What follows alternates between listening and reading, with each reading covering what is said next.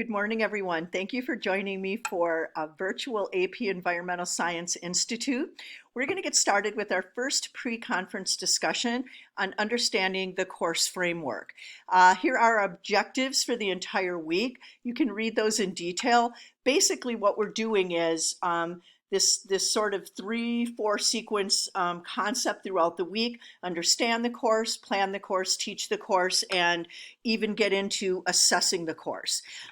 In addition to that, I hope to inspire you to inspire your students to think like good scientists and develop an environmental ethic. The course and exam description, the CED, should have arrived. You should have a 3-ring binder that you've probably already unpacked, and you've opened up that big course at a glance description. We're going to dig through these in different video lessons throughout the week. You should also have this nice bound, many page workshop handbook. Boy, we certainly wouldn't want to spend our 30-hour workshop only doing workshop handbook pencil paper activities. So we'll hit a few of those activities, and in my evaluation, you can say that you covered all of that. The next thing you want to do is download a PDF version, an electronic version of that CED. Once you get the framework down, this is really where you'll go. So you can start by going to AP Central, bookmark that page. You are going to go to the course and exam pages. There's a pull-down menu. Obviously select AP Environmental Science, and then you can download the PDF. And as I said, I just do a control search in that PDF document whenever I really want to find out where something is covered. The next thing we're going to talk about is the big idea of how the College Board has re-articulated all of the AP courses. So there's a common language being used by all AP instructors, and it's so important in our science courses. Not only does it show me a really good way to teach AP Environmental Science, it shows me a really good way to teach science in general. You may have heard or read about some of this work of Higgins, this idea of teaching by design. So my educational planning approach of looking at outcomes in order to design curricular units, performance assessments, and classroom instruction. And in our APES curriculum, what that means is that we're looking at content. My instruction should help develop and reinforce long-term takeaways, not just mastery of a vocabulary definition. So you'll see that we have these big ideas that weave their way through the course, and we refer to this as curricular spiraling. That if I want a student to demonstrate a high level of understanding of a complex science concept that I taught in September and I'm assessing it in May, I want to make sure I'm constantly spiraling back to that big idea and adding to it and looking at it in a new way and applying it in a new context. The really great thing about the instructional approach is that we're really strongly incorporating the science skills or practices. Teaching only the content or only the modeling of these skills separately and in isolation really doesn't prepare them for a high-level AP exam. So what you're going to see throughout the week is that when we do and talk about an activity, I'm always going to get a lot of bang for my buck. I'm going to have a really good activity or lab that really teaches well that science content, but it's also going to be infusing all those science skills or practices. And what you'll see then as we work our way through the week is that these core skills or practices translate into what we call task verbs, or how the student is going to answer that on the AP exam. And again, this will all become crystal clear to you throughout the week. So just another comment on that to make sure you kind of have that framework in your head. There are these 4 big ideas that we constantly infuse throughout the curriculum. We're going to start out, our very first activity is on biogeochemical cycling, and we're going to use the carbon cycle as an example to illustrate curricular spiraling. We also want to really focus on these science practices, the skills that students need. So this, for example, is practice number 5 on data analysis. And you'll notice that that skill gets increases in complexity. So I might start by looking at data and just describing a pattern. I might then have to explain that pattern. And then by the time I'm really good at that skill, that highest scaffold level, I'm taking that and now using that interpretation and explanation of that data to applying that to understanding some broader environmental issue. Let's just take a second to look more at those core skills because it is such a big idea. You will see all of the different science practices in your CED. I have a big poster of these in my room, and I tell students, be very deliberate about it. This is the science skill or practice that we're working on, and make sure that they're constantly doing some self-assessing.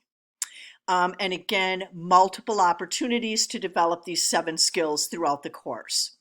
So now let's do the course at a glance. I'm going to go through this kind of quickly because you can stop or go back and look at things in detail. This is just a screenshot, so the last 2 units are cut off. But this is the thing that's on that big map and also at the beginning of your CED. So we start out with this column, this table that shows me an individual unit. For example, Unit 1, the Living World Ecosystems.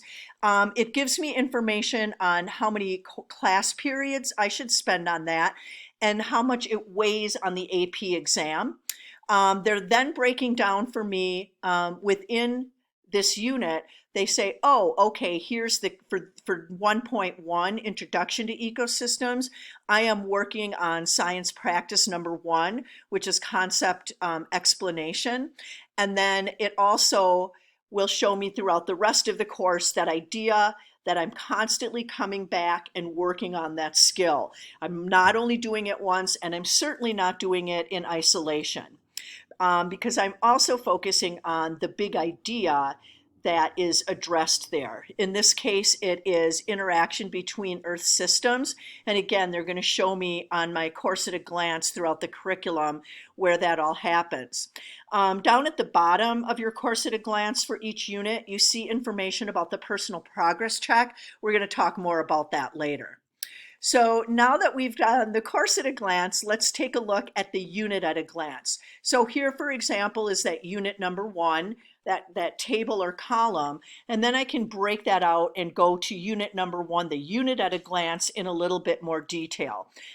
It's telling me both the content and the skill that I'm going to work at for each of those different learning targets. Remember, that relates right back to my scaffold practices.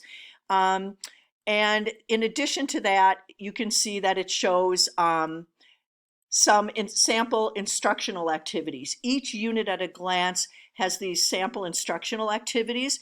These are just so that if you're an experienced science teacher, certainly look at them. There's some super good ideas there. They sort of tend to get a little redundant, like an idea spinner. Well, I'm not going to do an idea spinner every unit. And a lot of us have all of these strategies already, but I really want to point out to you that there's a wealth of activities and information there. So definitely take a little bit of time to look through those and see what works for you, modify them, etc.